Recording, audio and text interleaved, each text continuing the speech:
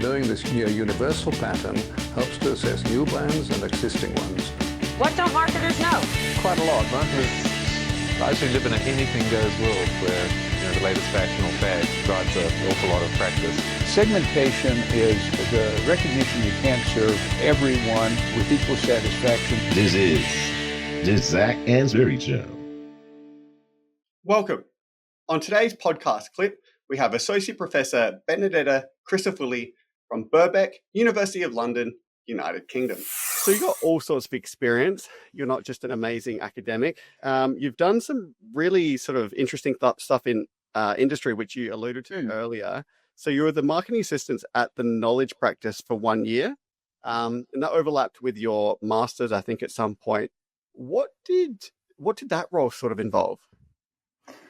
So it was a company set up by former senior consultant in top consultancy firms who had kind of got tired of working for large corporates and decided, okay, I'm going to set up my own business. I've got so many leads. I've got so many clients.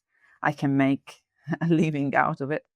And so it was great because first they were very experienced people, no real competition in a way. So I was very junior and they were very senior. And for them, there was a little bit of the mentoring going on, right? So they could see the opportunity to translate some of their experience and knowledge with somebody like me. I mean, it was a role that required a lot of multitasking in the sense that I got involved in certain projects. They were working mainly with companies in three sectors, mainly construction. So large companies in construction. Balfour Beatty was a big client, and then IT, and then marketing and sales. So. And that was due to the fact that the two most senior consultants were who had worked for large companies working mainly with these kind of clients. So they had good leads and they had good relationships, and so tried to leverage on those. So when they started projects, even from putting together a proposal for then the client to have a look and decide, do I want to go ahead or not? They got me involved from the very start, initial meetings, putting together a proposal. At the same time, though, the company was trying to grow and needed somebody that, for instance, could look after the website, that could look after simple things. They had a CRM system where they were trying to use the CRM system to do a little bit of email marketing. I mean, bearing in mind, at the time, although it's not there long ago, but at the time, social media, digital marketing wasn't as big as it is now. So we still relied a lot of email marketing. They were quite advanced already that they had a CRM system in place. So, so managing that side at the same time as helping the senior consultant with meetings, preparation of material for these meetings, holding the meetings in the office, moving forward, through moving the lead until we got a contract, and then deliver upon the contract. So it was very insightful, very tiring, very long hours.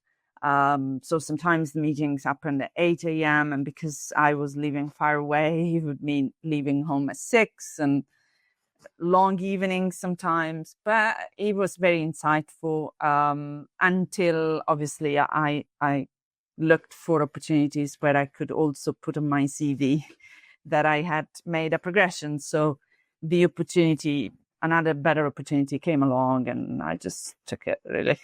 Yeah, it sounds like you learned a hell of a lot in a long period of time, and probably because of that sort of mentor-mentee relationship you had with them. And by the sounds of it, they were quite early in starting up that company. So you got your fingers in a lot of pies. So that sounds awesome. And also building good relationships. I remember, when I left, I was leaving in very good terms. And They even contacted me after, and they ended up knowing that I was doing PhD. And one of the senior consultants had actually studied at Cranfield, and I took a job there. And so there was a bit of a link there. She was an alumnus of Cranfield. So that we stayed in touch. One of them reached out to me that he was doing a project, and he asked me, do you think you can help? So it was, I think I learned a lot. I think it was very, very insightful, tiring, but insightful. Yeah. And so the marketing executive role at WineScribe, is that what you said about? Yeah. So WineScribe came along after. It's a company actually based, their headquarters, unless things have changed at the time, headquarters were in New Zealand. And they had companies all over. London was one of their main offices. It was very close to home, so I loved it because I could travel in about 20 minutes. I was there. And it was great because the role was quite clear, marketing executive, in-house marketing team. I was working alongside the marketing director. Our role was kind of twofold. On one side, the company was spending most of the marketing budget into events because it was very much B2B. So events were the big thing where they could promote their offering and also get leads. So we were looking after event preparation, deciding which events, delivering those events, etc.